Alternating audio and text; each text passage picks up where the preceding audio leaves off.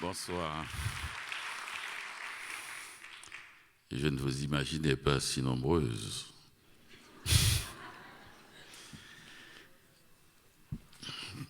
De mon dernier livre, Autoportrait de Paris avec chat, je vais lire un bref extrait. C'était arrivé lors du Bataclan, j'étais à Montréal, et l'hebdomadaire, le Nouvel Observateur, m'a appelé pour me demander un témoignage, comme je vis quand je suis à Paris, dans le 10e arrondissement, près de la gare de l'Est, là où s'est passé à peu près ces événements tragiques.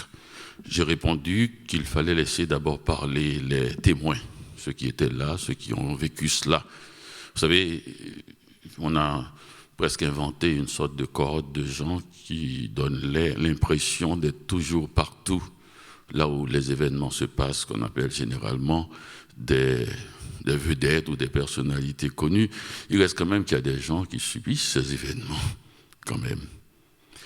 Et je ne sais pas pourquoi, j'avais oublié cela, c'est-à-dire cette douleur était si forte que je l'avais cachée, comme des cristaux à l'intérieur de mon corps. Et quelques jours plus tard, j'étais dans ma baignoire, comme je fais généralement, à regarder des photos pour un magazine, et je suis tombé sur une toute petite photo où je suis comme tout le monde, j'allais dire comme tous les Japonais, devant la tour Eiffel, en train de me faire photographier. Quoique la tour Eiffel affirme que c'est elle qui se fait photographier derrière ceux qui se font photographier devant elle. Elle a beaucoup de photos, dit-elle. Et cette petite photo, prise en 1983, m'a touché et j'ai écrit ce texte à propos des événements des Bataclan.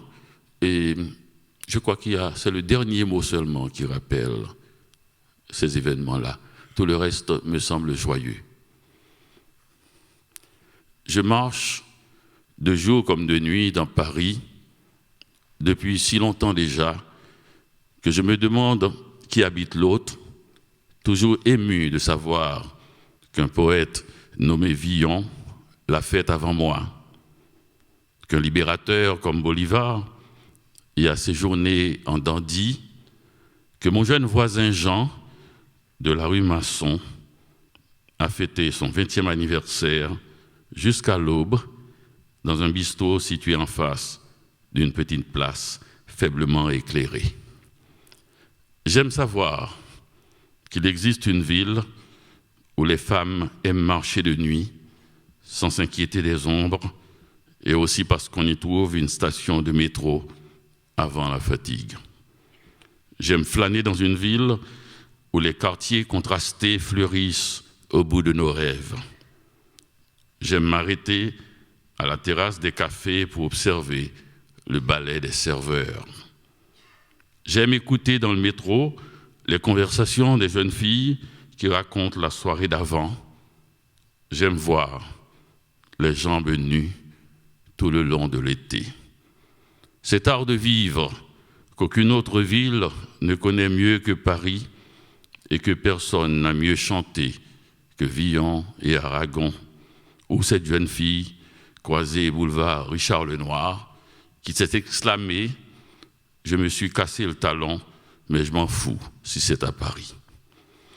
Me voilà dans cette baignoire à lire cette fois « Paris est une fête d'Hemingway », tout en me disant qu'elle le sera toujours, quoi qu'il arrive.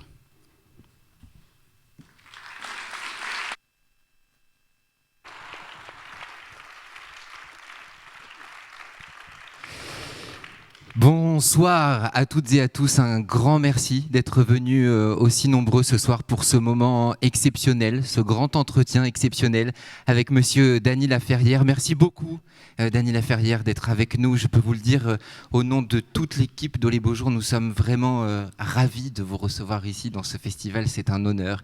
Merci aussi d'avoir accepté de lire, parce que pour nous, spectateurs mais aussi lecteurs, c'est important d'entendre votre voix, d'entendre la musique, la mélodie, le rythme de votre écriture. Et quand je vous vois arriver et vous adresser au public, je me dis mais qu'est-ce qu'il a l'air à l'aise. Vous êtes extrêmement impressionnant. Est-ce que vous prenez du plaisir à être sur scène ? Oui, mais je prends autant de plaisir aussi quand je suis dans la salle à regarder quelqu'un d'autre. Si quelqu'un voudrait ma place et que je suis prêt à partager, il y a autant de plaisir, je crois. C'est comme pour la littérature, il y a autant de plaisir à écrire qu'à lire. Est-ce que vous lisez seul chez vous ce que vous écrivez au moment où vous êtes dans votre atelier d'écriture? Est-ce que vous lisez à voix haute? Oh, je lis toujours à voix haute, même quand on n'entend pas. Et c'est toujours de mon ventre que j'écris. Oui, tout à fait. Mais c'est très rare que je sois seul quand j'écris. Et ils m'empêchent de travailler. Ils sont toujours là autour de moi. Ils ont des noms célèbres. Ils s'appellent Balzac, ils s'appellent Homère, ils s'appellent Virgile. Et puis aussi Simon. Enfin, c'est très rare que je sois seul dans la salle. Alors, quand j'ai des problèmes, je n'arrive pas à continuer à écrire, je me lève, j'ouvre n'importe quel roman de Balzac et je lui vole 3 ou 4 phrases. Vous savez, c'est pour tout le monde. Faites payer les riches. On va parler avec vous pendant 1h30 sur ce plateau. Nous avons réservé quelques surprises, vous verrez ça. Nous recevrons également sur le plateau une éditrice qui vous connaît bien et que vous connaissez bien. Il s'agit de Laure Leroy. Nous allons parler de vous, de vos ouvrages, des sujets qui vous tiennent à cœur. Nous allons tenter de retracer votre itinéraire, vos itinéraires entre autres Haïti, le Canada et plus particulièrement le Québec et la France, entre autres. Moi, je serai là pour vous embêter et pour être une sorte de gardien du temps. Mais j'ai à mes côtés Michel Schneider qui est avec nous. Bonjour Michel et merci d'être avec nous. Michel, journaliste au Point, notre partenaire, mais pas seulement. Il a de nombreuses activités. Il est aussi écrivain.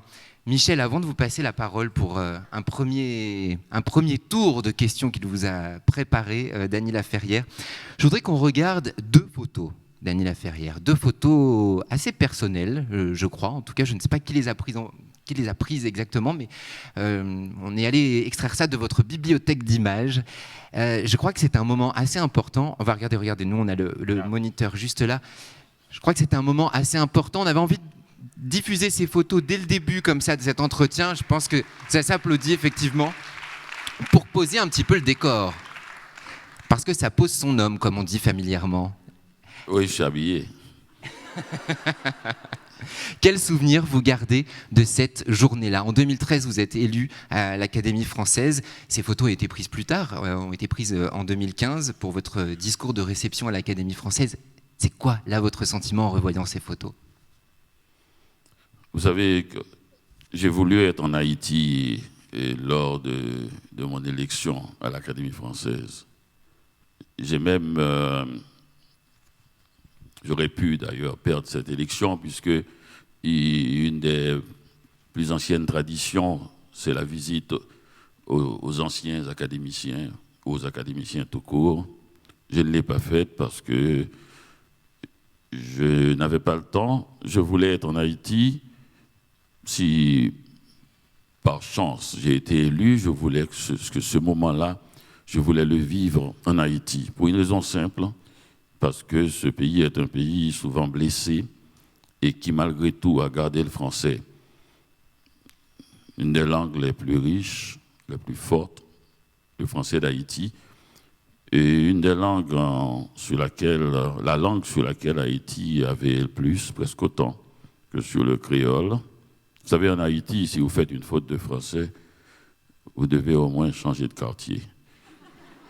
Vous le paierez toute votre vie. Et faire une faute de français, c'est pas faire une faute, le pluriel, vous mettez au singulier. Non, c'est aussi une faute de prudence, comme il dit. Si vous évitez d'utiliser trop souvent le conditionnel passé deuxième forme, ou le subjonctif plus que parfait, ou un banal futur antérieur, on vous a à l'œil.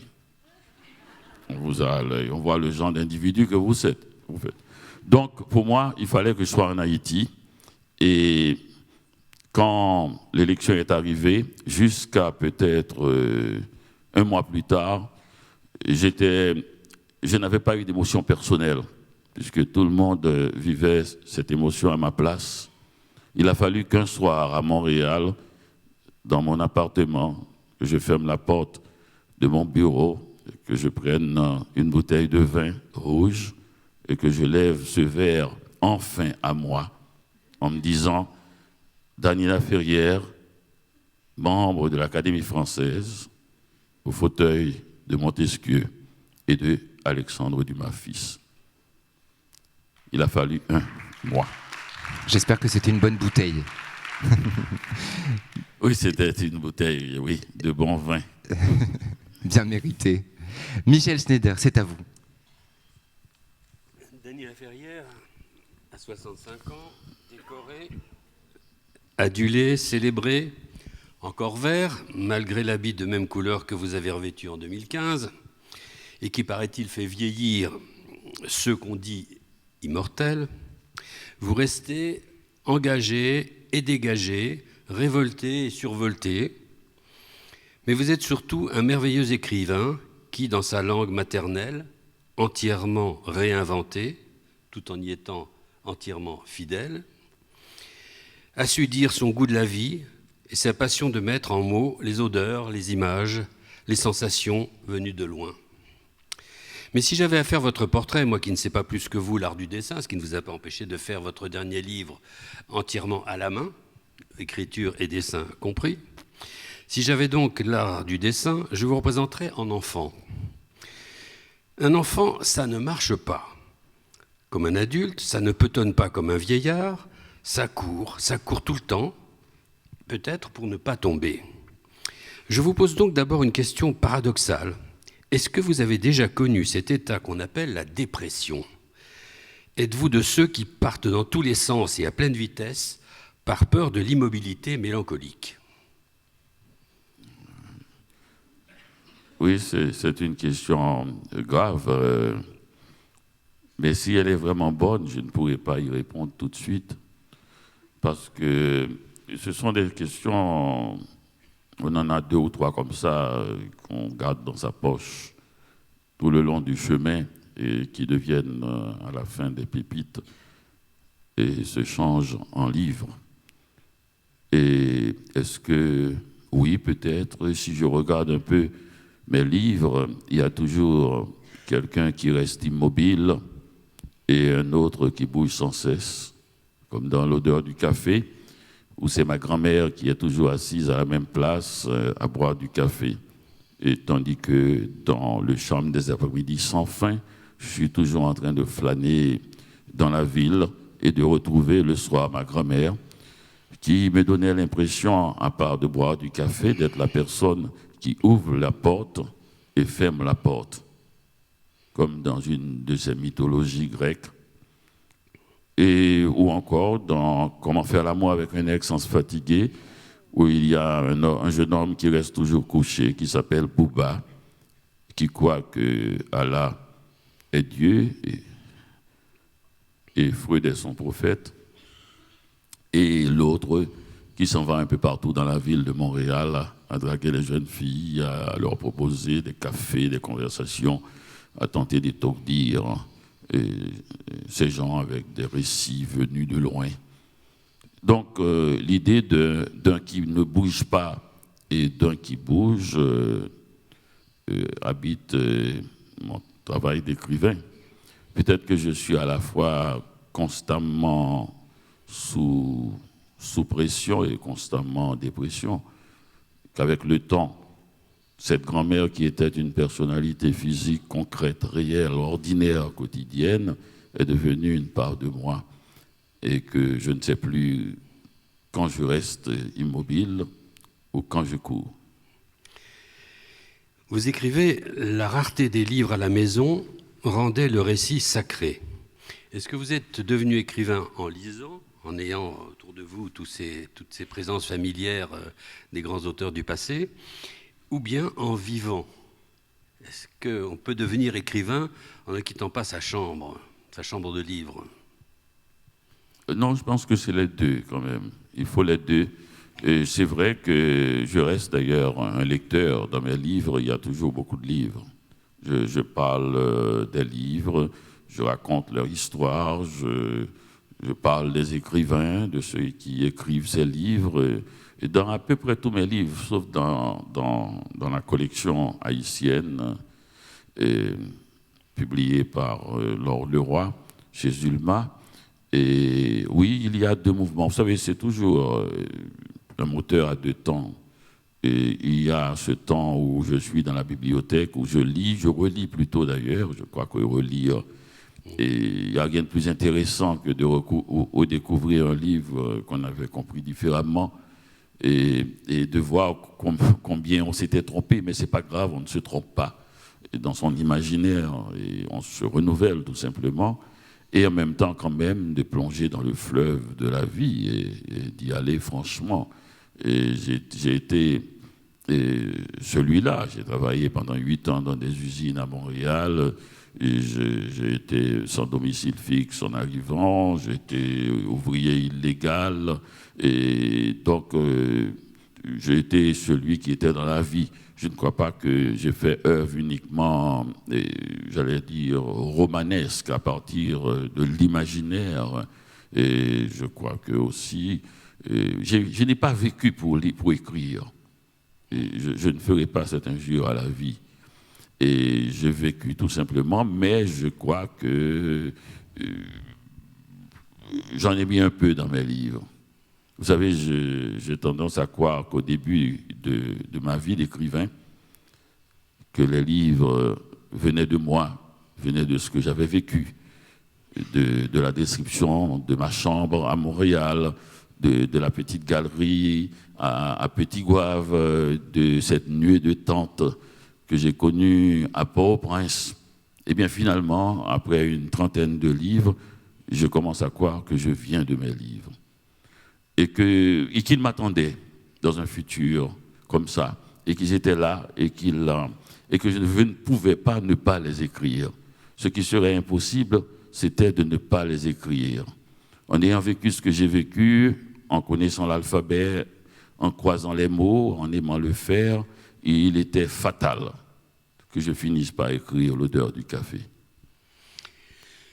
Vous avez eu une mère qui était bibliothécaire, un père qui était un homme éminent, donc un tribun, enfin un homme qui maniait certainement la langue avec beaucoup d'éloquence. Et puis vous avez cette grand-mère dont vous parlez dans tous vos livres pratiquement, sur qui vous dites dans un passage très, très, très, très beau, vous dites au fond c'est sur sa peau que j'ai appris l'alphabet. Les sillons de ses joues, de sa nuque vous ont appris les principales lettres de l'alphabet. Bon, est-ce que vous diriez vous êtes devenu écrivain par ce bain plutôt du côté des femmes, ou bien par, je dirais, par l'absence du père qui, très tôt, a été condamné à l'exil et que vous avez perdu de vue, et pas seulement de vue, mais pendant le reste de son existence et de la vôtre. Bien sûr, il y a ce bain, comme vous dites, mais il y a aussi la comtesse de Ségur. Il y a aussi le Chaboté, les grands loyal. J'aimais bien, j'aurais adoré être le Chaboté. Et donc, il y a aussi les livres du Club des 5, vous savez, qui fourmillaient de desserts magnifiques. On n'a pas beaucoup de desserts en Haïti. On a des fruits, c'est vrai, mais qu'on mange à tout moment. Et donc, je mangeais, et puis après, j'allais lire le Club des 5, où il y avait toujours des marrons glacés, je ne savais pas ce que c'était. Il y avait toujours une glace que Dagobert, ou dans le clan des 7, finissait par voler la glace de ses enfants, et qui couraient à droite et à gauche. J'ai trouvé beaucoup de desserts dans les livres. C'est un monde. Et donc les livres m'ont apporté beaucoup avec, oui, la vie romanesque de mon père. Mon père est un fils de paysan qui a été adopté par une famille paysanne, pauvre, puis à Port-au-Prince par une famille de la classe moyenne, et qui a eu un destin très rapide, puisqu'il a été à 24 ans le plus jeune maire de l'histoire de Port-au-Prince, de la capitale d'Haïti, et qui brusquement a dû filer en exil, et parce que les grands marchands, les grands commerçants avaient l'habitude de stocker les marchandises et d'affamer la population pour provoquer des mouvements de ville. Et mon père, qui était ministre du Commerce, sous-ministre du Commerce, est allé à la radio pour dire que si les gens stockent les marchandises, le peuple a le droit de casser les magasins. c'était un tout jeune homme. Il n'était pas au courant qu'il ne fallait pas dire ça, qu'il était devenu un notable. Donc il a dû prendre l'exil. Il est mort en exil des années plus tard, plus près de 50 ans. Et ça a fait un peu l'objet d'un de mes livres, L'énigme du retour. Quant aux femmes dont vous parlez, elles ont toujours été là. D'ailleurs, je crois vous lire juste une dédicace d'un de ces livres avec... je vais discuter la dédicace de ce livre, Le goût des jeunes filles, je crois. Et parce que j'ai toujours aimé les hommes de ma famille, mais enfin, vous verrez. Aux hommes de ma lignée, à mon grand-père, celui qui aimait tant les roses, à mon père, l'éternel absent, mort à New York, au terme de 30 ans d'exil, à mon oncle Yves, toujours présent, que j'ai volontairement oublié, il n'avait rien fait de mal, c'est comme ça.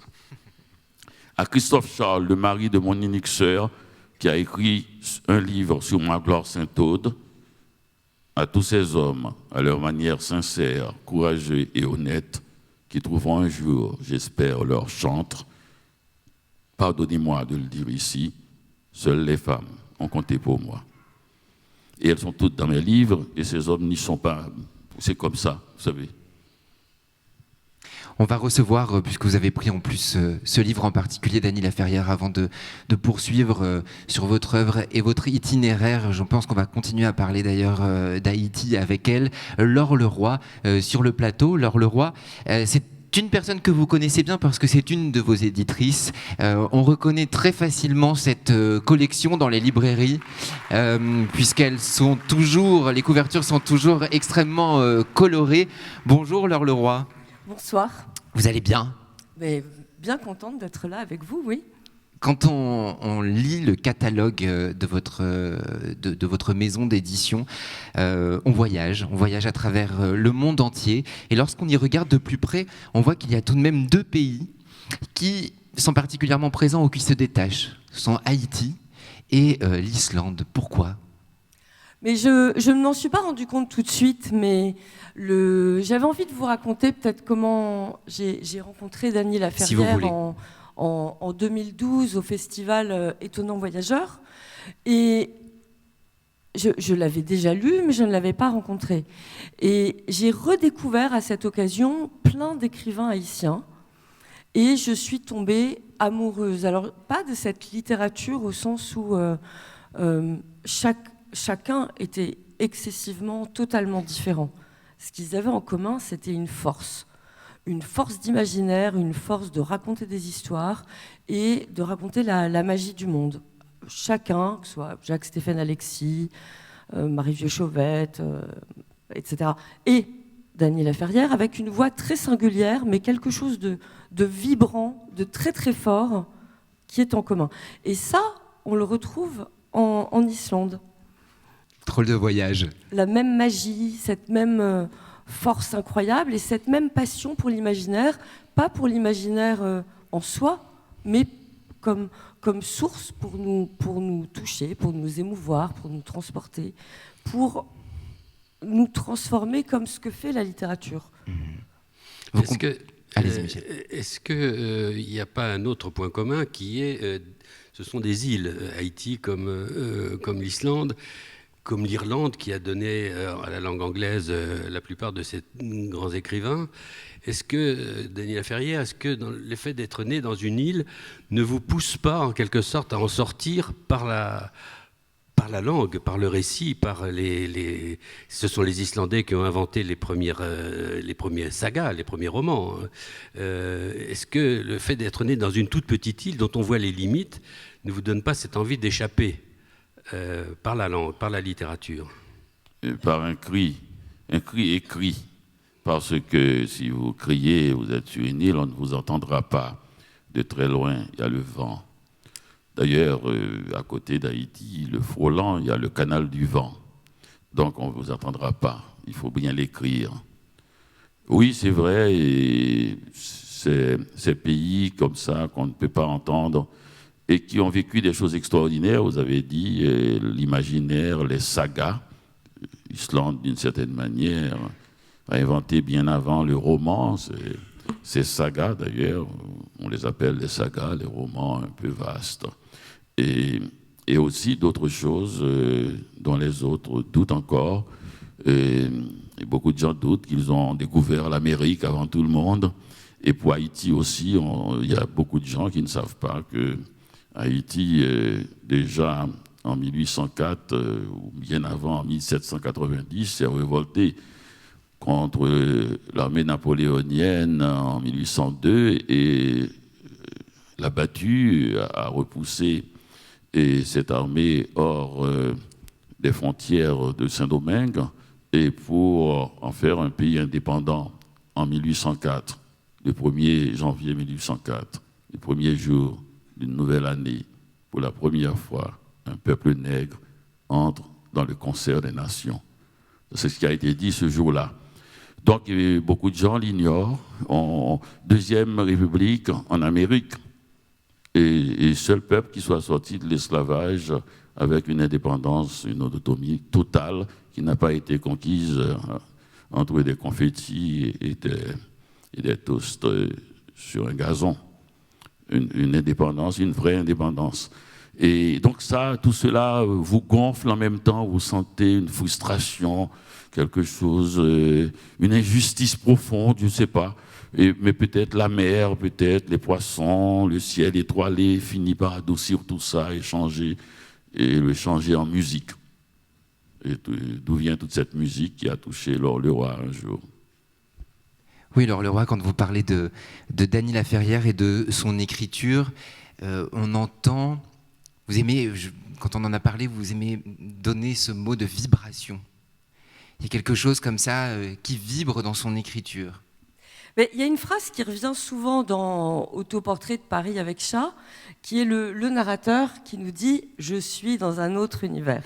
Et on le voit, il est couché, il rêve, je suis dans un autre univers.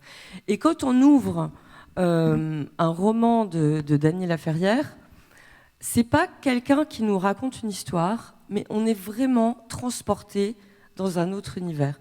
Je crois que il y a beaucoup de gens qui vont à Petit Goâve pour aller rendre hommage à Da, la grand-mère de Dany, mais en quelque sorte, moi je dis souvent, voilà, Victor Hugo m'appartient, Balzac est mon meilleur ami, et Da est ma grand-mère. J'en aurais peut-être déjà deux, mais je peux bien en avoir une troisième. Je veux dire que quand on lit ces romans, on est véritablement dans un autre univers qui est très simple, qui est façonné des choses de la vie ordinaire, mais on est plongé là-dedans. On n'est pas dehors. Et c'est une des choses absolument merveilleuses de tous ces livres, c'est que c'est plus que de les voir, c'est d'être dedans.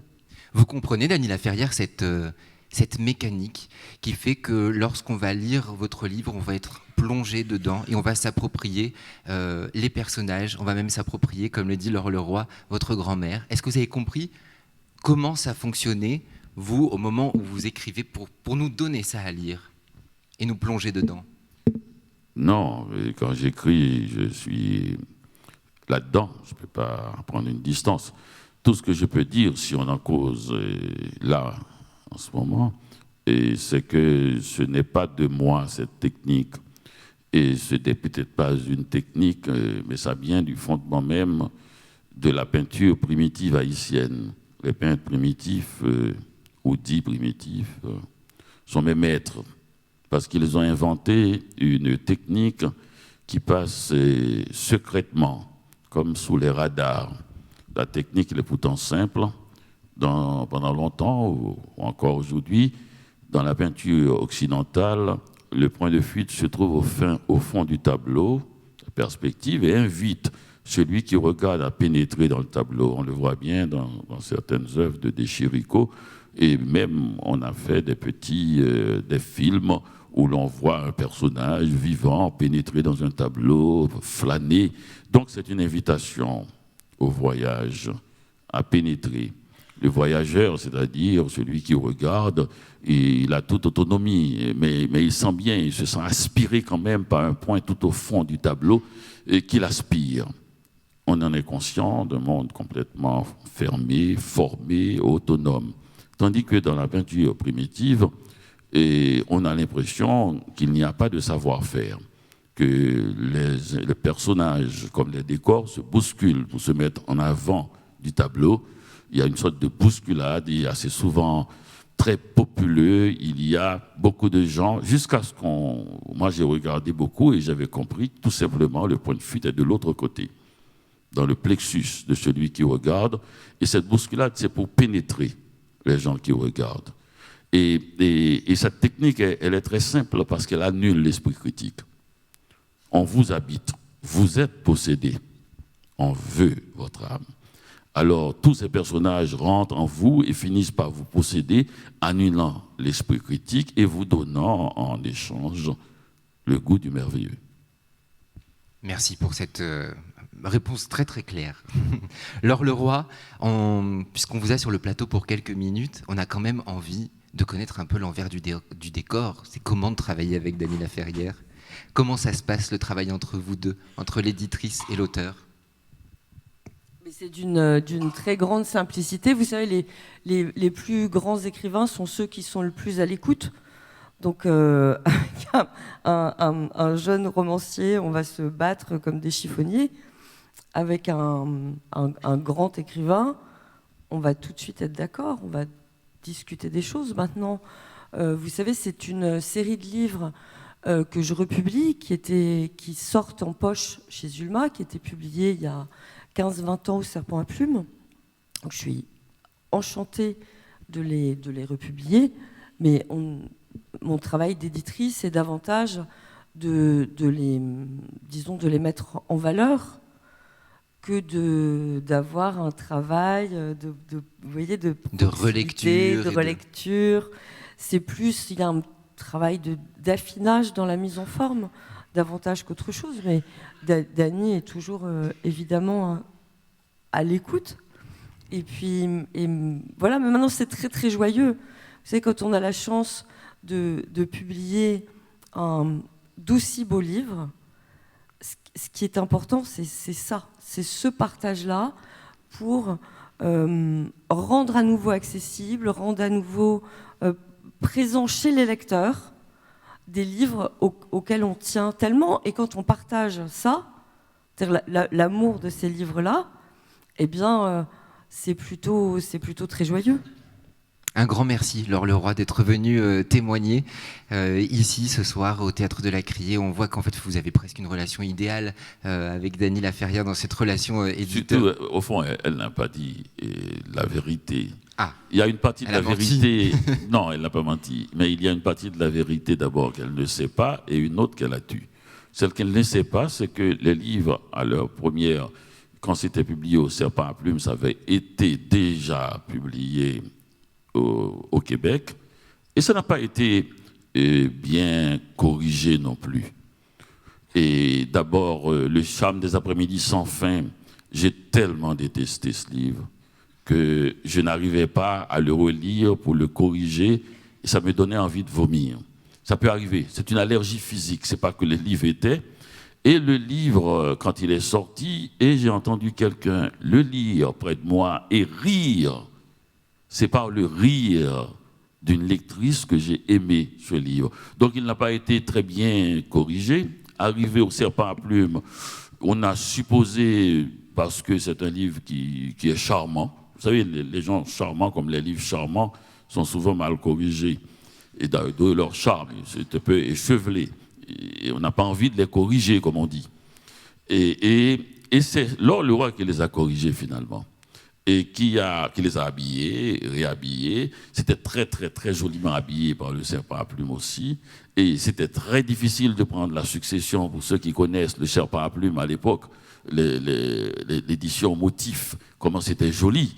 C'était très difficile de prendre cette succession, mais elle l'a réussi haut la main au point que j'ai oublié quelles étaient les couvertures du Serpent à Plumes. Mais elle a corrigé à l'intérieur de manière si fine que même moi, je n'arrive pas à voir. Seulement, j'ai l'impression que le livre est devenu un peu plus éclatant. Il y a quelque chose qui sort de la typo, qui sort aussi des choses qu'on a bougées, qu'on a enlevées, des choses. Et c'est tout à fait... C'est très... Et mieux c'est fait, moins on voit. Mais c'est vraiment cela. il y a beaucoup de corrections, mais ça ne se voit pas du tout. On a l'impression, simplement, quand on commence à le lire, avant, je finissais toujours par gratter mon avant-bras. Je ne sais pas pourquoi, ça me gratte. Et là, je ne le fais pas et j'ai oublié. Merci beaucoup, Dany Laferrière. Merci, Laure Leroy. Dany, nous avons une petite surprise pour vous. Je me suis rendu sur l'île Saint-Louis, à Paris, pour rencontrer une de vos amies et une de vos plus grandes admiratrices. Nous avons parlé ensemble de cinéma, d'adaptation et de vous, évidemment. Et je vous laisse découvrir son témoignage. L'œuvre littéraire peut, en fait, être un poids lourd pour un film, pour une adaptation. Parce que qu'est-ce que c'est une œuvre littéraire? Une œuvre littéraire, il a son existence. Et un film a son existence aussi, mais le film a besoin d'une partie littéraire, c'est-à-dire l'idée littéraire, il a besoin. Il a besoin d'une écriture autre, mais une idée. Et très souvent, un metteur en scène ou un producteur cherche les idées à travers les livres, parce que là, les idées sont vraiment travaillées. Ils sont travaillés pendant longtemps par les grands écrivains et même les écrivains moyens, mais les écrivains en général, ils travaillent leurs idées. Or, donc, un peu comme des coucous, hein, les cinéastes, ils viennent piquer ce qu'ils veulent de cette œuvre, parce que eux, à côté, ils ont leur vision de ce qu'ils veulent pour leur film, qui est pas très différent, mais c'est une autre vision. C'est une autre manière, ou c'est une autre manière peut-être de voir la même chose. Comme Dany, c'est un être que je le connais parce qu'on s'est beaucoup vu après, est devenu ami, il a cette forme de générosité absolue au niveau de la créativité des uns et des autres et le monde imaginaire de l'un et de l'autre. Comment on peut vraiment l'utiliser d'une manière la plus libre possible, sans avoir de contraintes ni sociales, ni de race, ni de religion, juste de pouvoir naître ce que notre vision nous apporte. Et là, avec pour le film, il dit, lui, il a pris cette voie-là, avec l'idée que moi j'ai eue, et puis c'est absolument parfait, parce que c'est son idée. Et si le film plaît, et si le film est vu et entendu, à ce moment-là, c'est encore plus parfait. Dany veut partager. Dany est un des êtres les plus généreux que je connais. Peut-être c'est la fascination pour autrui qu'il a, la fascination pour les gens, la fascination pour un moment, la fascination pour une idée, la fascination. Il est fasciné. Il est fasciné et il va très loin, parce que comme il vient d'un pays aussi qui est très attaché aux esprits et où les choses se passent invisiblement, donc Dany vibre de ça. Voilà Dany Laferrière. Vous la connaissez? Oui, c'est Charlotte Rampling. On a longuement parlé de vous avec Charlotte Rampling et on a fait un tout petit montage. Mais ce qui ressort énormément de son témoignage et de tout ce qu'elle a pu nous dire, c'est votre générosité. Votre générosité à la fois avec les gens dans la vie de tous les jours, mais aussi avec les artistes, comme pour une adaptation par exemple, c'est-à-dire de laisser l'artiste libre de s'approprier votre œuvre et de lui faire confiance, de faire confiance à l'artiste. Il me semble que c'est la moindre des choses, de laisser les gens travailler librement. Du moment qu'on est d'accord avec le principe de tirer un film de son livre, c'est fini. On a affaire avec des adultes. Et au contraire, l'idée, ce n'est pas de retrouver mon livre dans un film, hein. C'est que cela, une énergie, un éclat, ait pu attirer l'œil de quelqu'un d'autre. Et c'est cela. Je voudrais qu'il soit à chaque fois différent et pas du tout refaire le film. Et quand je vois un film tiré d'un de mes livres et je dis ce n'est pas moi, c'est un compliment. Et Charlotte Rampling parle de cette fascination que vous avez pour les autres. Elle vous vient d'où, cette fascination que vous avez pour les autres, Dany Laferrière?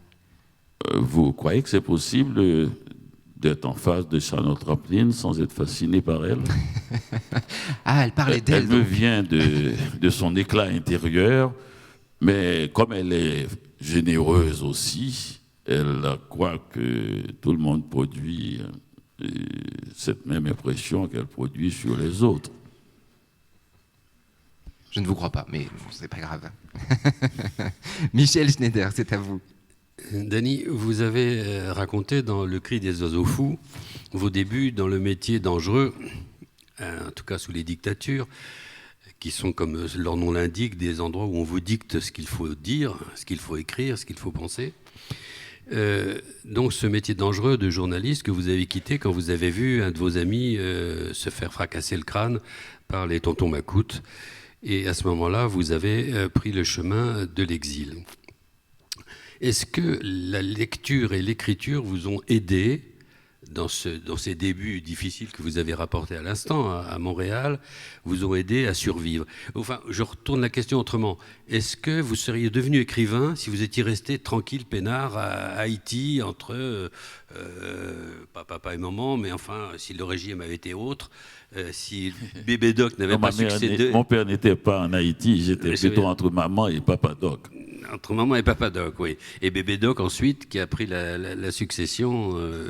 Bon, est-ce que vous seriez devenu écrivain si vous n'aviez pas eu cette coupure, cette blessure dans votre vie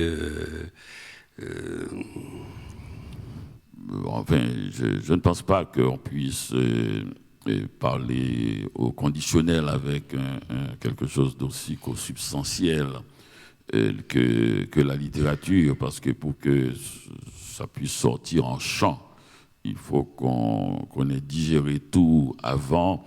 Il y a un temps de mastication tellement profonde que c'est difficile de savoir. Peut-être est-ce que je serais devenu ce genre d'écrivain? Et sûrement pas. Sûrement pas, parce que, vous savez, c'est très difficile d'être écrivain hors de son pays, et en même temps, c'est une très grande chance que beaucoup d'écrivains n'ont pas. Ce n'est pas tous les écrivains qui ont un dictateur. Tout le monde ne peut pas bénéficier d'une telle chance. Donc, ce que ça fait, c'est que quand vous écrivez un livre comme L'odeur du café, et que votre lectorat ne sait pas d'où vous venez, vous devez raconter cette histoire comme si tout le monde était en complicité profonde avec vous, puisque vous parlez d'un temps qui ne se partage pas, qui se vit, l'enfance. Quand on est enfant, on ne s'assoit pas dans un salon pour se raconter. D'ailleurs, quand j'étais enfant, je détestais les jeux assis. C'est-à-dire s'asseoir au salon et causer. On court autour, on vit. Et le lecteur est attentif à ça. Il est attentif au fait que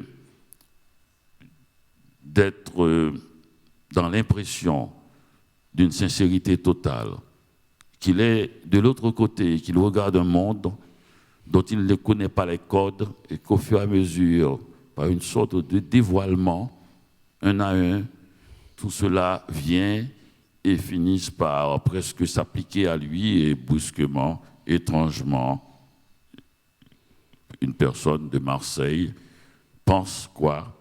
Que sa grand-mère s'appelle Da et qu'elle vient d'une petite ville qui s'appelle Petit-Goâve et qu'elle est un petit garçon et qui passe les après-midi à causer avec sa grand-mère.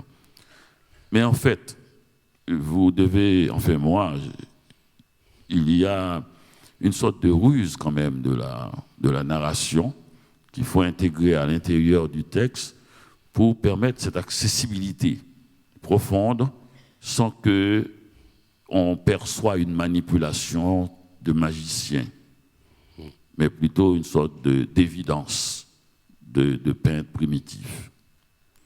Donc, pour moi, c'est une grande chance parce que cette tentative de faire paraître les choses très simplement et de manière évidente, ou de cacher tous les fils, toute la machine, et en même temps de travailler sur des souvenirs que le lecteur ne connaît pas. Comment introduire un souvenir dans la tête d'un lecteur qui n'est pas au courant, qui n'était pas dans ce monde d'avant? Parce que dans le temps de la lecture, il y a des événements et des moments qui ne peuvent être lus dans leur gonflement d'émotion que si le lecteur qui lit cela a l'impression d'une nostalgie. Et comment introduire cela? Et par des petits rappels d'événements, par des petites choses comme des ruisseaux souterrains, et qui fait que le lecteur a l'impression d'avoir déjà vu ça et de le reconnaître, d'en être certain et de vivre la relation émotionnelle. La police faisait ça autrefois beaucoup. On monte aux témoins une série de photos de criminels et peut-être une dizaine de séries et en glissant une photo la même dans chacune des séries pour que le témoin finisse par dire « Oui, c'est lui que j'ai vu l'autre soir. C'est lui. » On lui a créé un souvenir. Il n'y a pas que cela aussi. Il y a une sorte de générosité, d'évidence, de complicité qui doit faire parce qu'on n'est pas pour mentir, on n'est pas pour manipuler. Enfin, toute cette opération s'appelle l'écriture. Et j'ai rencontré une dame il y a quelque temps à Lisbonne et qui m'a dit, une Française, « Monsieur Laferrière, j'aime beaucoup ce que vous lisez. J'ai beaucoup aimé l'odeur du café, mais comme c'est difficile. Au début, le début est tellement difficile, je me suis accroché et à un moment donné, peut-être à la 50e page, et j'ai commencé, je suis rentré. Mais pourquoi ? Et parce que j'ai dit, écoutez madame, je vais vous dire une chose. Je ne vous raconte pas mes problèmes d'écriture, ne me racontez pas vos problèmes de lecture.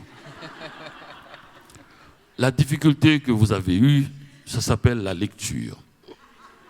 Je sais très bien que les gens veulent dévorer les livres, mais il y en a qui ne se laissent pas dévorer facilement. J'ai été frappé en relisant les livres publiés par Laure Leroy par deux choses. La première, c'est que dans presque tous, vous avez un personnage d'écrivain. Et je ne pense pas que ce soit par narcissisme ou par incapacité à parler d'autre chose que soi. Il y a quelque chose d'universel dans ce personnage qui réfracte son enfance et son milieu d'origine. La deuxième chose, c'est que presque toujours vous écrivez au présent pour décrire ce passé de l'enfance. Vous employez le présent de l'indicatif pour parler de choses lointaines et passées. Est-ce que le passé est passé pour vous ou est-ce qu'il ne passe jamais ? Le passé est éternel. Il devient présent, il devient futur, il retourne au passé. Mais ça m'a valu quand même des désagréments. Je vous avais parlé de la manie haïtienne d'utiliser tous les temps de verbe. J'étais en Guadeloupe et il y avait un Haïtien qui semblait être un paysan qui travaille dans les champs. En Guadeloupe, j'étais en train de signer des livres et il attendait. Chaque fois que je lui faisais signe de venir, quand même, ça faisait longtemps qu'il attendait. Il y avait des gens qui faisaient signer leurs livres et il me disait, finalement, il y a des gens comme ça, j'ai compris qu'il voulait me parler en dernier. C'était un homme discret, il m'a pris à côté et il m'a dit, excusez-moi, monsieur Laferrière, enfin, il m'a fait plein de compliments. Finalement, il m'a dit, qu'est-ce que vous avez contre le subjonctif ? Et j'ai dit, pris comme ça, à brûle pour point. Je ne m'attendais pas. Et qu'est-ce que vous voulez me dire par là ? Il m'a dit, j'ai lu tous vos livres. Il y a 2 ou 3 subjonctifs seulement. Et j'ai dit, c'est pour moi le présent.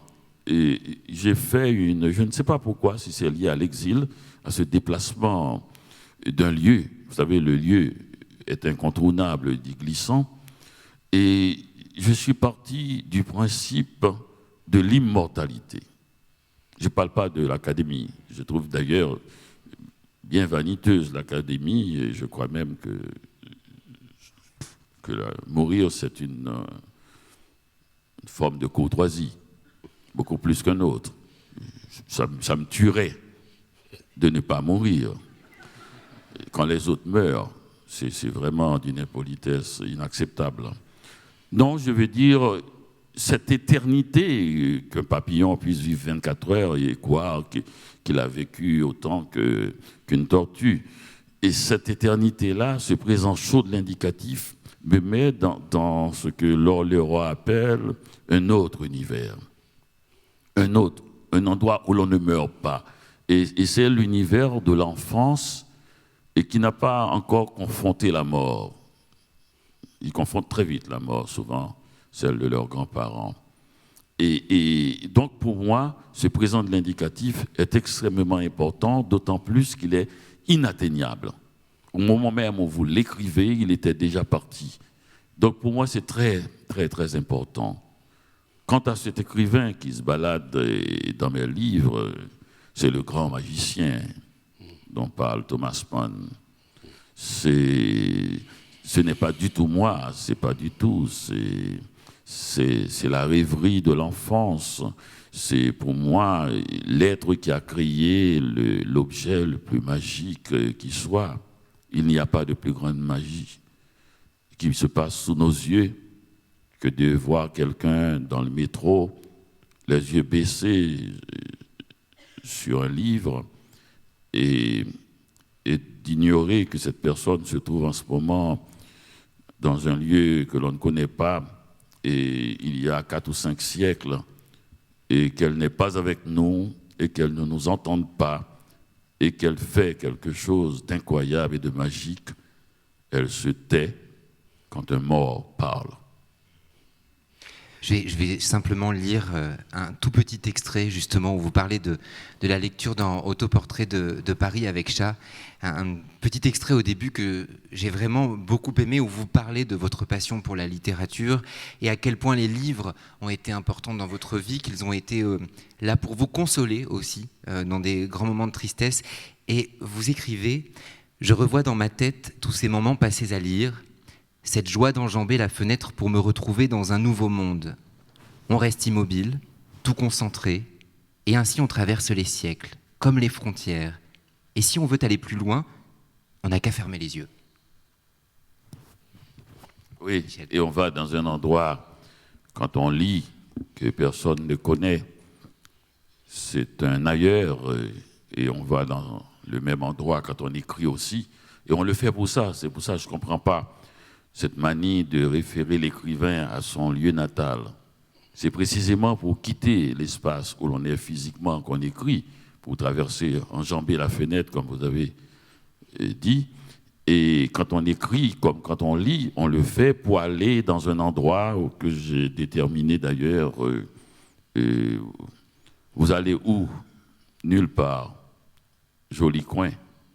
Et ce nulle part, qui est un coin que les gens qui aiment lire connaissent bien et que les gens qui aiment écrire connaissent bien, c'est un endroit que je refuse de donner l'adresse parce que nous vivons dans une époque où l'on met des frontières partout et des agents d'immigration partout. Il y a un endroit où ils ne peuvent pas nous retrouver, sauf si ils aiment les lettres, ils aiment lire. C'est un endroit que les enfants, je me souviens de ma fille quand elle était petite et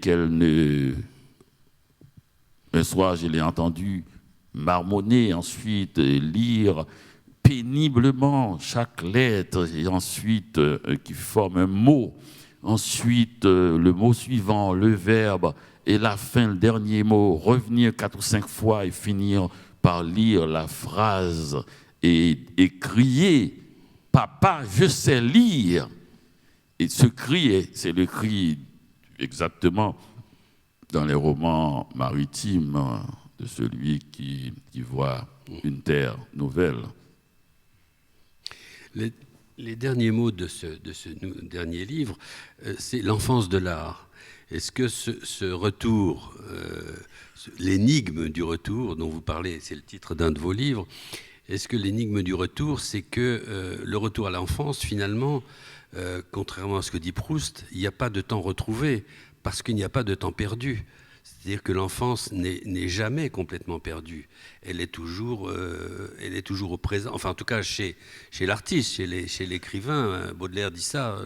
Il dit l'art, c'est l'enfance de l'art, ou c'est l'art de l'enfance. C'est l'enfance en nous qui fait l'artiste. Et dans ce dernier livre, il y a cette espèce de tentation de retourner au moment où on ne savait pas écrire, presque, je dirais.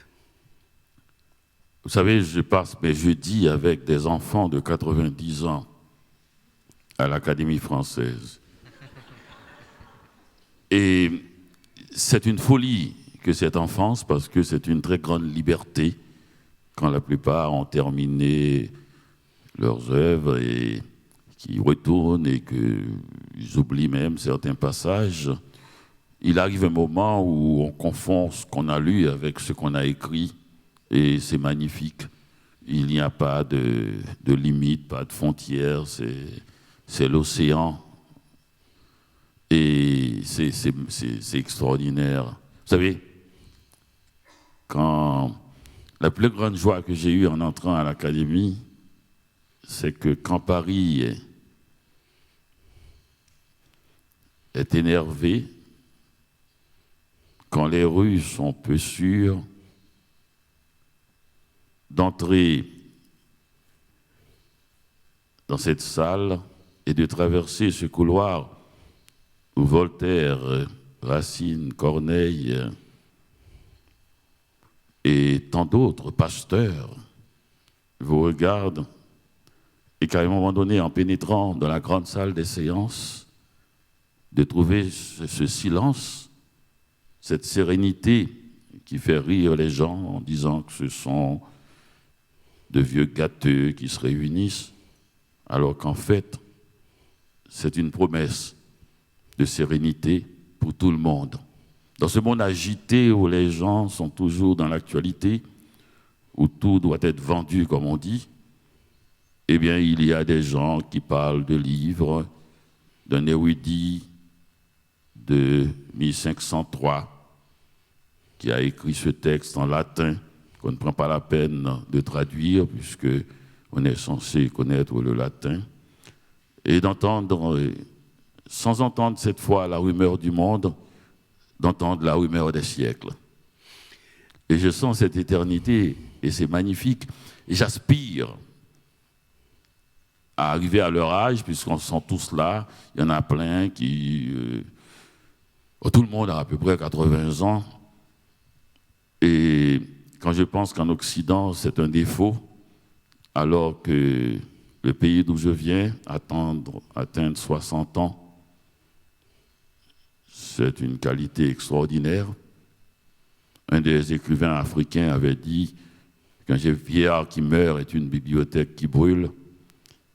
Quand très peu de gens finissent par atteindre 70 ans dans mon pays et que je vois qu'on traite de genoux ceux qui ont 70 ans et dehors qu'on se moque de ceux qui ont 90 ans.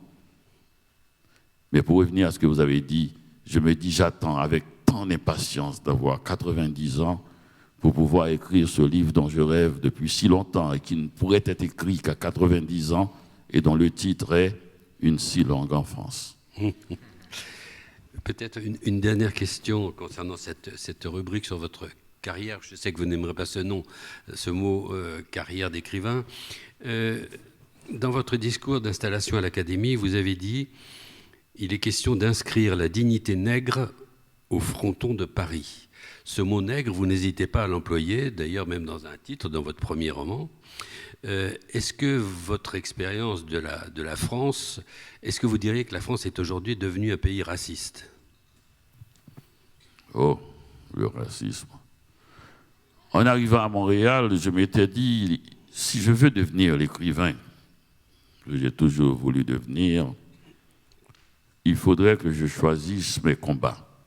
Et le combat avec l'alphabet, vous ne pouvez pas savoir combien les adjectifs sont retors, les adverbes sont impossibles. Et dans ce cas-là, il faut que je travaille, que j'arrive à cette souplesse d'écriture qui me permette d'évoquer des mondes très sensibles comme celui de l'enfance. Pour cela, il ne faut pas que je devienne à la fois la maladie et le remède. Ce n'est pas à moi de combattre le racisme, c'est à ceux qui ne sont pas ostracisés, qui sont en forme et qui voient sous leurs yeux une action raciste. Comme on fait d'ailleurs quand il y a des catastrophes naturelles, on ne demande pas à la ville catastrophée de se sortir de là. On voit arriver des troupes fraîches qui viennent avec leurs forces pour déblayer, pour aider. Mais étrangement, on laisse à ceux qui sont ostracisés le soin de se battre contre quelque chose qui est une maladie qu'ils ont provoquée parfois par leur indifférence. Mais je ne peux pas à la fois vouloir devenir un bon écrivain et perdre mon temps à régler les problèmes des autres. D'autre part, la question du racisme est une question qui est toujours mal envisagée. J'ai essayé de déterminer, vous savez, dans le racisme, le grave danger, c'est de savoir, est-il vraiment raciste ou est-il un simple amateur? Il ne suffit pas de dire « sale nègre » pour être raciste. Hein. Vous savez, quand vous n'aimez pas quelqu'un, quand il vous emmerde, quand il fait quelque chose que vous n'aimez pas, vous essayez de l'énerver, vous lui dites ce qu'il ne veut pas entendre. Et s'il est noir, vous lui dites « sale nègre ». Non, moi je veux un professionnel, celui qui vous empêche de travailler, qui vous empêche de louer une maison, qui vous empêche de vivre, qui vous empêche de rêver et qui vous casse vraiment. Mais là, il faudra du temps pour pouvoir les déterminer. Et même, il arrive, j'ai vu dernièrement la journée de l'esclavage ou de la libération, je ne sais plus, et j'ai vu plein de noirs à la télévision et tout ça, et ils travaillent, ils sont dans les cérémonies, ils travaillent, ils expliquent pourquoi il ne faut pas être raciste.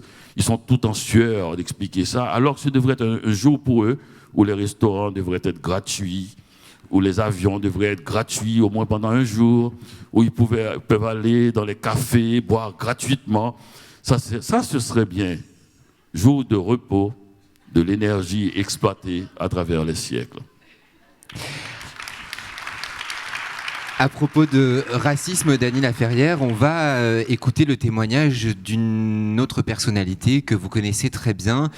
C'était le même jour de tournage que Charlotte Rampling. Il suffisait de traverser la Seine pour se rendre rive gauche. Et j'ai poussé la porte de la fondation Lilian Thuram et on a parlé avec lui de racisme et de vous. Ce qui m'a donné envie de créer cette fondation, je dirais que c'est l'histoire de ma vie en fait. Moi, je suis né en Guadeloupe, j'arrive à Paris en 1981, j'ai 9 ans et je découvre que je suis noir à l'âge de 9 ans. Parce que très souvent, les gens ne comprennent pas qu'en fait, qu'on devient noir. On devient noir dans le regard des autres. Parce qu'effectivement, aux Antilles, la grande majorité des enfants, nous avions la même couleur de peau. Et quand j'arrive à Paris en 81, à l'époque, il y a un dessin animé à la télévision où il y a une vache très très stupide qui s'appelle la Noiraude. C'est un dessin animé. Il y a une vache blanche très intelligente et certains de mes camarades m'appelaient du nom de cette vache. Et j'étais extrêmement triste. Et en fait, je me souviens très bien, un jour, je rentre à la maison, je demande à ma maman pourquoi en fait les personnes de couleur noire sont vues différemment, sont vues de façon inférieure. Et je me souviens très bien de la réponse de ma maman, qui a été une très mauvaise réponse. Elle m'a dit « c'est comme ça mon chéri », donc ça veut dire que c'est une fatalité. Et elle m'a dit « ouais, c'est comme ça, les gens sont racistes ». Et donc, quand elle disait « les gens étaient racistes », elle disait « les blancs sont racistes ». Et donc, effectivement, c'est une très mauvaise réponse parce que ça ne donnait pas à comprendre, en fait, la profondeur historique et aussi, surtout, que tout le monde n'était pas raciste. Et donc, c'est en comprenant l'histoire, la construction de l'infériorité des Noirs parce qu'on avait besoin de les esclavagiser. L'histoire de ma vie m'a emmené à me questionner sur des sujets, par exemple à comprendre le code noir. Et je me suis dit, tiens, lorsque j'étais joueur de foot, très souvent on me demandait d'aller parler de ce sujet-là à l'école, avec les enfants, que ce soit en Italie, en Espagne. Et donc un jour j'ai rencontré un monsieur lors d'un dîner en Espagne et il m'a demandé, oui, qu'est-ce que vous allez faire plus grand? Parce qu'à l'époque j'avais 36 ans, donc j'étais un peu vieux pour jouer au foot. Et moi je lui dis, lorsque je serai plus grand, je vais changer le monde. Et il m'a dit, ah bon, comment vous allez faire? Et donc je lui ai expliqué ce que j'avais en tête, d'aller dans les écoles, discuter avec les enfants du racisme, du sexisme, de l'homophobie, et leur donner à comprendre en fait que chacun de nous, nous avons des préjugés, mais ces préjugés sont liés à une histoire racontée. Et donc il m'a dit, ah bon, je suis plus vieux que vous, sachez que le monde, on ne le change pas. Et quelques temps après, je reçois un coup de fil de ce monsieur qui m'a dit, vous savez quoi, ce que vous m'avez dit, ça m'a interpellé, ça m'a changé. Donc vous avez déjà changé une personne et vous devriez faire une fondation. Lorsqu'on parle du racisme, je crois qu'il y a quelqu'un qui en parle très bien. Par exemple, un auteur comme Baldwin. en fait, il dit il faut que les personnes blanches se questionnent à savoir pourquoi ils ont besoin des Noirs.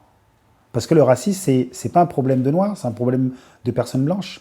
Parce que c'est eux qui ont construit leur supériorité. Et donc, on a toujours tendance à croire qu'on a toujours besoin de quelqu'un qu'on peut mépriser pour avoir un très bon sentiment de soi-même. C'est ça en fait, vous voyez, c'est comme les hommes qui ont construit l'infériorité des femmes pour peut-être se dire qu'ils sont mieux et ils sont bien. Et donc je pense que, et là on parle de racisme au niveau institutionnel, hein, parce que très souvent les gens ne comprennent pas que le racisme c'est pas simplement quelque chose entre deux personnes, c'est vraiment une idéologie. Et donc il faut que l'Europe se questionne à savoir pourquoi ils ont besoin de dénigrer les autres pour avoir une bonne estime d'eux-mêmes. Je connaissais Dany Laferrière par ses écrits, mais en fait, je l'ai rencontré pour la première fois physiquement à travers justement un travail de la Fondation où nous sommes rendus en Haïti. Et ça a été une rencontre extraordinaire. Vous savez, il y a des rencontres qui changent votre vie, et bien ça fait partie de ces rencontres. Et nous avions, enfin, j'avais la chance d'être avec lui et on visitait les écoles. Et donc, c'était assez incroyable parce que lorsqu'il prenait la parole, c'était incroyable, parce qu'on avait l'impression qu'il y avait tout d'un coup un film qui se déroulait juste à côté de lui et qu'on pouvait voir. C'est-à-dire, c'était incroyable, c'était tellement imagé qu'on avait l'impression de vraiment voir ce qu'il était en train de raconter. Et donc, j'ai été subjugué, et donc, aujourd'hui, c'est une personne qui m'est très chère, en fait, parce qu'à chaque fois que j'ai la chance de le rencontrer, j'ai l'impression de devenir beaucoup plus intelligent. Donc voilà. Plutôt agréable ce témoignage. Vous pouvez applaudir évidemment Lilian Thuram qui va voir cette vidéo, donc les applaudissements peuvent être nourris. C'est, j'imagine, agréable d'entendre ce témoignage et ce qu'il dit à propos de vous. Moi, quand même, ce qui m'a... Ah ben, il n'a pas besoin de moi pour être intelligent, vous l'avez bien, bien compris, et ça fait partie de sa générosité. Et non, c'est quelqu'un qui sait exactement ce qu'il veut dans le monde et qui a cette capacité d'écouter les autres. Et ce qui est rare, moi je l'ai vu aussi en Haïti, on a fait quelques villes de province aussi, et je l'ai vu se transformer, je l'ai vu vouloir raconter son expérience aux gens, il était venu pour cela, et à un moment donné, complètement passer de l'autre côté pour écouter ceux qui ne lui parlent pas. C'est pas facile à entendre des gens qui ne vous parlent pas. Et il faut un maximum d'attention pour capter l'intensité du faux silence. Les gens qui vous regardent et qui ne parlent pas, on pense que ce sont des disciples. Il en a vu des maîtres. Il y a quand même cette phrase qui est très marquante, enfin, je trouve, qui est dès le début de cette interview: à 9 ans, j'ai découvert que j'étais noir. Et d'un seul coup, on se dit qu'il devient noir, noir dans le regard de l'autre, et que c'est un schéma assez terrible au fond. Oui, bon, vous savez, à 9 ans, il y a beaucoup de choses qui nous arrivent. Et c'est ça qu'il faut aussi, et c'est pas trop distinguer des choses qui plus tard vont continuer, perdurer, vont avoir une importance dans notre vie. Mais notre vie est souvent déterminée par ce moment-là où ça bascule. Il a pu comprendre ça parce qu'il avait compris d'autres choses. Ce n'est pas une lumière qui est tombée sur lui, c'est parce qu'il était extrêmement formé, sensible à d'autres aussi, à d'autres injustices, à d'autres douleurs, à d'autres joies et aussi. Et ce qui fait qu'à 9 ans, c'est pas parce que l'âge est tendre, c'est parce qu'il n'était pas de cet âge-là, et de 9 ans, et qu'il dit. Mais il dit quelque chose de vrai à propos, et de très Baldwin, à propos de pourquoi quelqu'un voudrait diminuer quelqu'un d'autre. Je me souviens que j'avais lu un texte de Baldwin où il parlait de Faulkner. Il avait dit quelque chose qui n'était pas tout à fait juste, pas dans le thème de justice, mais dans le thème de précision. Et exactement ce que vient de dire Lilian, que le noir, le blanc monte, a besoin du noir pour mettre son pied, pour savoir qu'il y a quelqu'un en dessous. Et quand il monte une échelle, c'était l'exemple qu'avait pris Baldwin. Mais quand on monte l'échelle, on regarde la barre en haut et non, on regarde. C'est-à-dire la situation est encore plus grave. Et immédiatement qu'on sait qu'il y a quelque chose sur le sol sur lequel on peut mettre son pied, on oublie cette chose-là. C'est pire. On continue, on n'écrase même plus, on oublie, on marche dessus. Ce qui m'avait frappé, c'est beaucoup en Europe, parce que j'étais au Québec, et qui a quand même une tradition différente, parce que c'est un lieu qui se croit colonisé par les Anglais. Donc il y a une discussion plus directe. Et quand j'ai entendu des Québécois dire la langue française est une langue colonisée, qui est cernée par tous les anglophones, le Canada anglais, les États-Unis. Quand je les ai entendus dire, nous étions des porteurs d'eau, c'est-à-dire des domestiques. Et à Montréal, nous travaillions chez les Anglais, comme on dit. J'étais un peu triste parce que j'étais sorti d'un pays où tout le monde parle de dictature, et je tombais dans un autre pays dépressif où tout le monde parle de leur misère. J'ai dit, bon Dieu, quel trajet. J'aurais pu avoir un peu de vacances.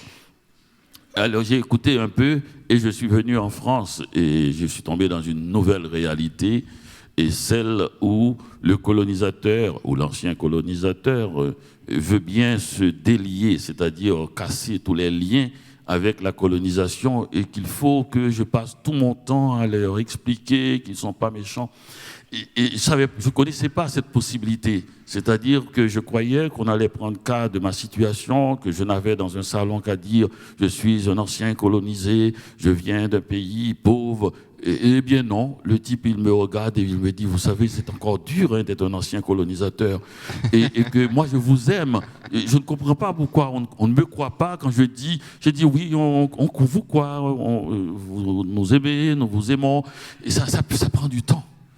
Ça prend du temps. Je veux dire, le travail de psychanalyse avec l'ancien colonisateur est devenu de plus en plus dur, de plus en plus long, et c'est un cas difficile.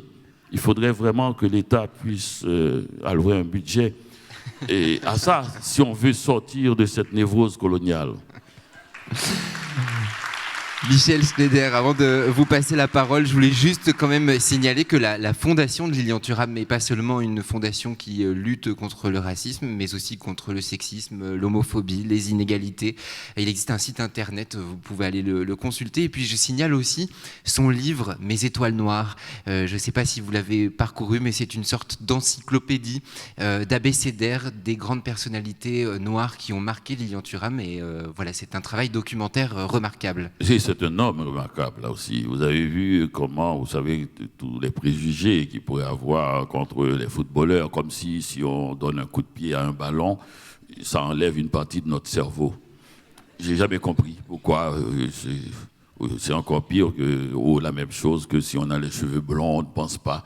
Enfin, il y a de ces bêtises, et là, il le casse. C'est l'une des langues les plus châtiées, et puis aussi, c'est un esprit tout à fait ferme, aventureux et, oui, disons-le, brillant. Michel. Venons-en à un sujet qui vous tient à cœur, si j'en crois vos livres, le sexe et les sexes.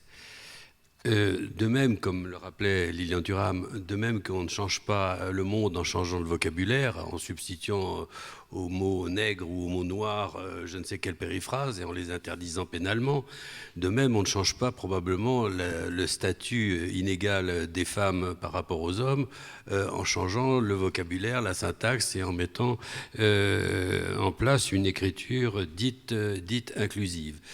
Alors, cette phrase que vous nous avez rappelée en liminaire, seules les femmes ont compté, est-ce qu'elle n'est pas un petit peu machiste aujourd'hui? Est-ce qu'elle ne peut pas être critiquée comme... Qu'est-ce que c'est que les femmes est-ce que... Ah non, les femmes, je peux les nommer. Voilà. Ma grand-mère Da, Je pense que je les ai nommés ailleurs. Je ne parlais pas de vos femmes à vous, de votre femme, de votre mère. Je parlais des miennes, de celles qui... Et je peux les nommer et vous dire comment elles vont habiter. C'est-à-dire l'odeur du café, Ada, ma grand-mère, à Marie, ma mère, à Ketty, ma sœur, à mes tantes Renée, Gilberte, Raymonde, Ninine, à Maggie, ma femme, et à Mélissa, Sarah et Alexandra, mes filles, cette lignée interminable de femmes qui, de nuit en nuit, m'ont conçu et engendré. Vous trouvez ça, Mathis? Vous savez, vous avez en face de vous un public qui est composé à 80% de celles, parce qu'aujourd'hui on dit toujours celles et ceux au début de chaque phrase. Là, je crois qu'il y a très peu de ceux et 95% de celles. Donc, on peut peut-être répondre de cette question. Qu'est-ce que vous pensez? Qu'est-ce que vous pensez, vous, aujourd'hui, de ce mouvement des femmes pour acquérir une égalité par les moyens de la représentation, de la parole, du langage? Est-ce qu'elle vous paraît légitime et bien posée? Est-ce que les remèdes sont à la hauteur du mal? Si vous m'aviez posé la même question sur la politique haïtienne, je ne vous aurais pas répondu. C'est trop vaste pour moi. Je ne réponds pas aux questions vastes. Je crois que ces choses-là impliquent tellement de gens, de millions de gens, que on ne peut pas poser la question à une personne. Je me souviens, comme on le fait souvent, quand j'étais allé en Guadeloupe, vous savez, comme toujours, hein, à peine vous débarquez dans une ville, 1 heure plus tard, on vous demande qu'est-ce que vous pensez de cette ville. On m'a dit à la radio, question toujours dangereuse, qu'est-ce que vous pensez de la Guadeloupe, monsieur Laferrière? J'ai dit, je crois que c'est à la Guadeloupe de penser quelque chose de moi. Ils sont plus nombreux que moi. Il faut que j'arrête d'individu, d'avoir une vision globale qui touche tout le monde, précisément. Et si on voit mes livres, on verra que le chemin est tout à fait singulier. Et les choses que je dis sont toujours appliquées, comme tout à l'heure, pour les femmes qui voulaient dire ma grand-mère, ma mère et choses. Et mes livres, chacun de mes livres, chacune de mes phrases sont appliquées à des choses réelles, concrètes, ordinaires et précises. Une fois d'ailleurs, on m'a demandé, il n'y a pas longtemps, à Montréal, quand je vais à la radio, j'envoie toujours ma liste de thèmes, pas de thèmes, de manières de poser la question que je refuse, c'est-à-dire que pensez-vous de la politique en Haïti? Que voulez-vous que je pense de la politique en Haïti? À quoi ça peut aider Haïti que je pense quelque chose de la politique en Haïti? Ils sont 10 millions et adultes. De plus, ça fait 40 ans que je n'ai pas vécu plus d'1 mois en Haïti consécutif. Et donc, une fois d'ailleurs, quelqu'un m'avait remis à ma place, un type que j'ai connu. Quand j'étais en Haïti, il m'a dit, Danny, tu as vécu à l'époque 30 ans hors d'Haïti.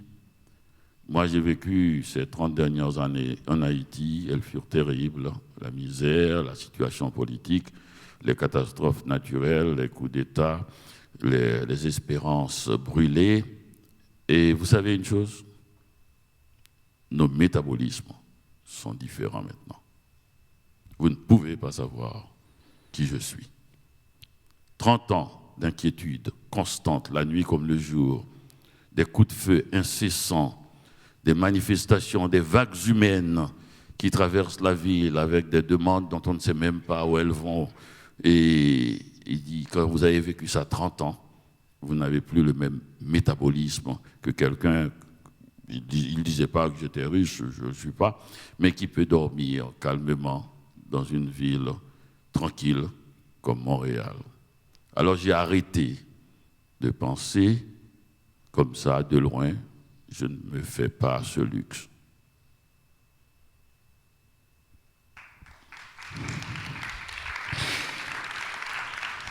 Puisque vous parlez d'Haïti et de ce rapport avec Haïti, et on comprend tout ce que vous venez de nous exposer, comment vous vivez vos moments là-bas et le statut que vous avez là-bas en Haïti? Là-bas, les jeunes, ils vous interpellent, ils ne vous appellent pas Monsieur Laferrière ou Dany ou Immortel. Ils me disent « Hé, Immortel !» Ils pensent que c'était un prénom. Je ne sais pas, ils ne sont pas au courant. J'ai rencontré un dernièrement, je pense qu'il avait 12 ans ou 10 ans. Il y avait un autre à côté de lui. Il m'a demandé mon numéro de téléphone. Je n'ai pas. Il m'a demandé mon adresse mail. Je lui ai donné. Il m'a demandé mon mot de passe. Et l'autre a dit, mais non. Il me dit, j'ai dit, non, je ne peux pas te donner mon mot de passe. Il me dit, mais alors comment je vais faire pour t'écrire? Et donc, on est... Et de toute façon, moi, je donne toujours mon adresse mail parce qu'ils ne me réécrivent jamais. Au lieu de me battre, de dire, de toute façon, c'est fait pour donner. Et comment vous vivez ce statut? Je ne sais pas, je ne vois pas de statut. C'est vrai? Ah oui, totalement. Au contraire, c'est contre mon commerce. C'est-à-dire, j'ai une petite industrie, j'ai une trentaine de livres, je m'assois derrière dans les salons du livre et je rencontre les gens, les livres sont traduits, je ne sais pas lequel est traduit, donc j'ai un petit commerce. Et si je suis visible et que j'ai un statut, je ne peux plus écouter les gens, je ne peux plus les rencontrer. Et s'ils veulent me donner un statut, ça leur regarde, mais c'est contre le business. Et je dois être invisible et les observer. Et donc, ils peuvent me regarder comme ils veulent, mais sachez que je les regarde, puisque précisément, le changement de statut se trouve dans le fait de qui regarde l'autre. S'ils me regardent, ça veut dire que je suis une vedette. Si je les regarde, ça veut dire que j'ai besoin de leur vie. Et je veux leur vie. C'est tout ce qui m'intéresse. Je veux dépouiller. Je vais prendre tout ce que je peux prendre pour exprimer ça en rythme, en musique, en émotion. C'est mon travail. C'est le commerce, comme on dit. Quelqu'un de bon commerce. Dans ce dernier livre, il y a une séquence qui m'a beaucoup fait rire. C'est une série de tables à la terrasse d'un café. Et puis, en légende, vous dites « Devinez qui est le noir parmi tous ces hommes ?» Et la réponse, c'est le seul qui a 2 femmes à sa table. Bon, ce qui est une moquerie à la fois contre le machisme, contre un certain machisme, et aussi une sorte de mise à distance de toute origine, quoi, parce qu'on ne peut pas être enfermé dans des stéréotypes comme ça. Oui, je crois que c'est un livre aussi, Peau noire, masque blanc, de Frantz Fanon, que j'ai voulu, dans cette page, évoquer les ironies qu'il avait un peu mis dans ce livre. Mais dans ce rappel de Fanon, il y a quand même quelque chose d'important qui s'est passé dans la rencontre de l'un et de l'autre. C'est-à-dire, quand Francis Janson, revenu d'Algérie, dit à Sartre, Fanon m'a dit que dès qu'il se met à sa table de travail, il voit votre visage. Ému, Fanon demande à lire le manuscrit, c'était Les damnés de la terre. Et ce qu'il n'avait jamais fait, Sartre plutôt, Sartre demande à lire, et ce qu'il n'avait jamais fait avant, depuis qu'il est devenu écrivain, disons presque professionnel, d'une certaine manière, c'est-à-dire penseur. Il a écrit à Fanon, il lui a dit « Je vous donne 3 jours de ma vie ». Et Sartre a toujours écrit, chaque jour. Et il lui a loué une chambre d'hôtel à Rome. Il est allé avec Simone de Beauvoir, ils se sont assis, ils ont dit à Fanon « On vous écoute ». Ils l'ont écouté pendant 3 jours. Et c'est extraordinaire. On parle toujours de cela, de rencontres. Sartre, dont l'esprit est toujours en mouvement, en ébullition totale, Sartre qui met en idéologie, en pensée, en philosophie, tout, a déconnecté tous les fils de son cerveau pour écouter une autre parole. Il a fait la préface des damnés de la terre, qui a failli voler le spectacle, puisqu'il était plus radical encore que Fanon, et dans cette préface dont on se souvient.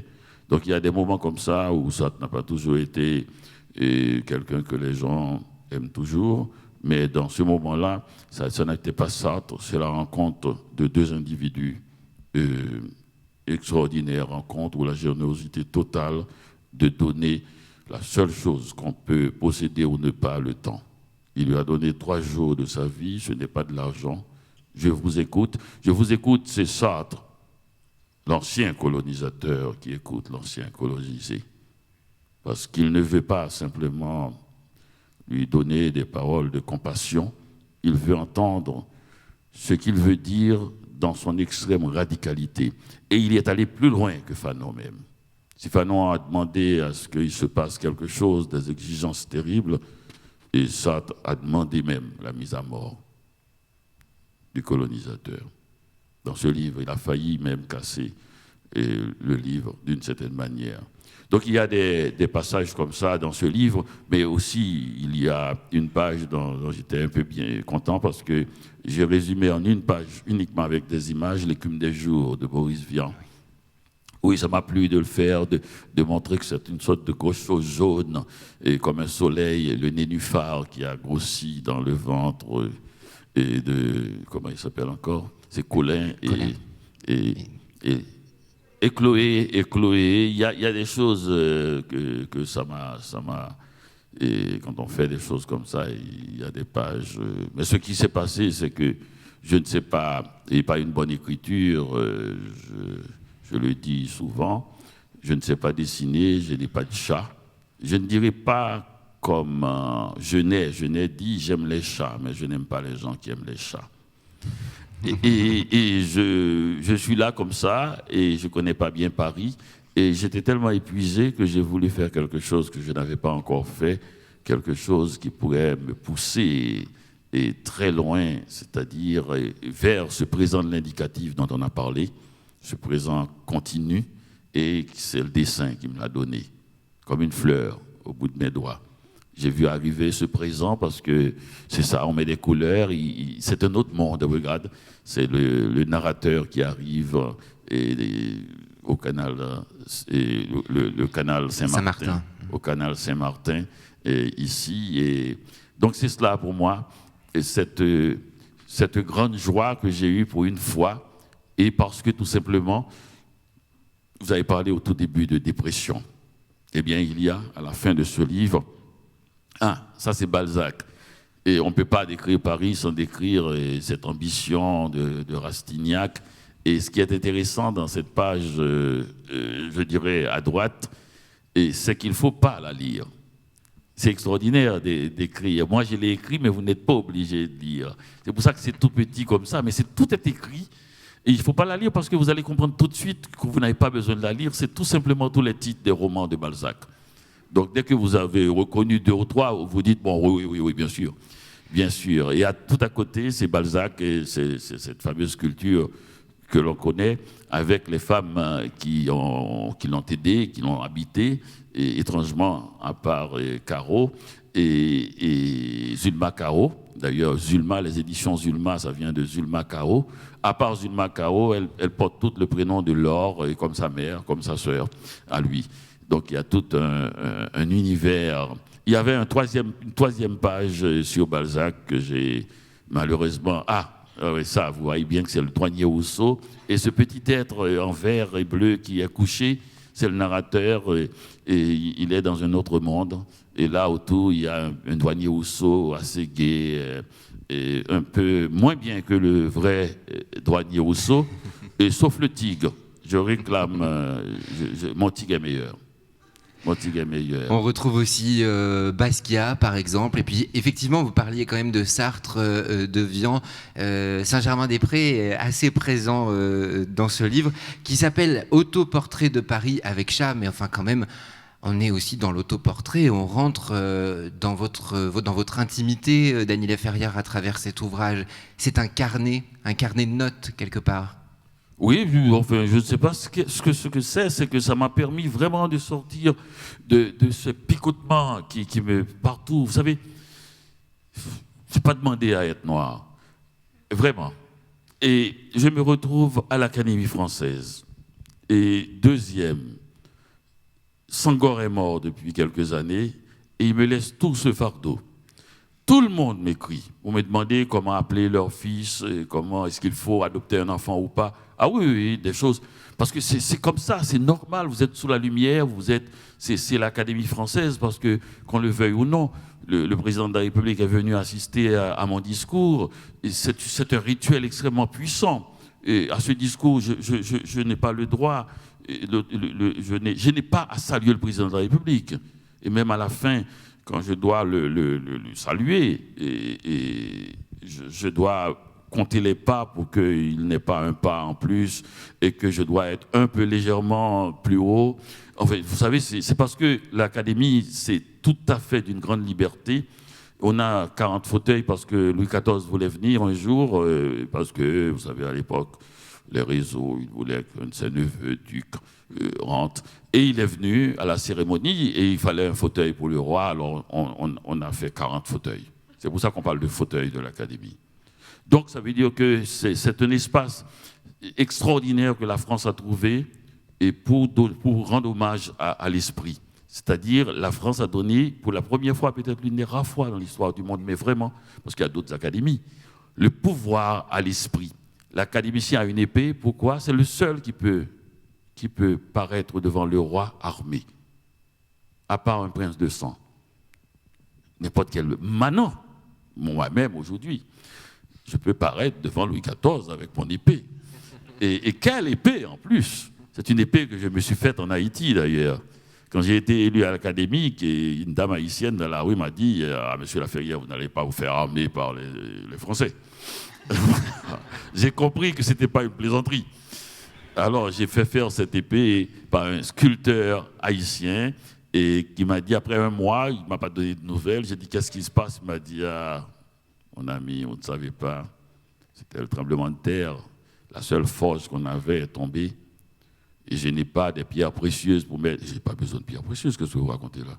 Vous vous moquez de moi? Il dit oui, mais quand même, une épée d'académicien. J'ai dit non, pas besoin de pierres précieuses. Il m'a dit oui, mais on n'a même pas de fer. J'ai dit mais qu'est-ce que vous avez en fin de compte? Il m'a dit on n'a que le talent. J'ai dit ok, on va faire avec.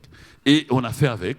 Et il a fait une épée extraordinaire avec le talent. C'est-à-dire, depuis 1635, il y a des académiciens jusqu'à aujourd'hui.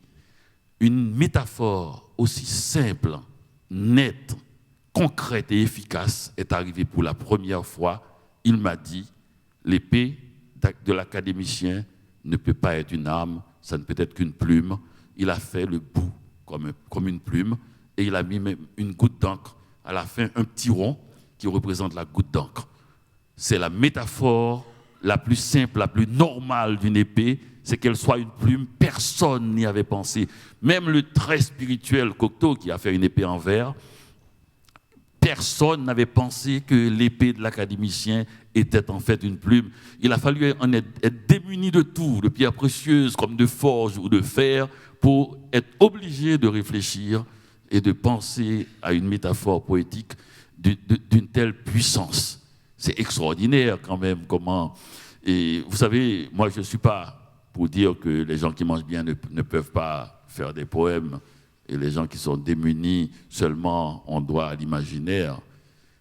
Mais quand même, de temps en temps, on peut sauter un repas si ça nous aide à penser mieux.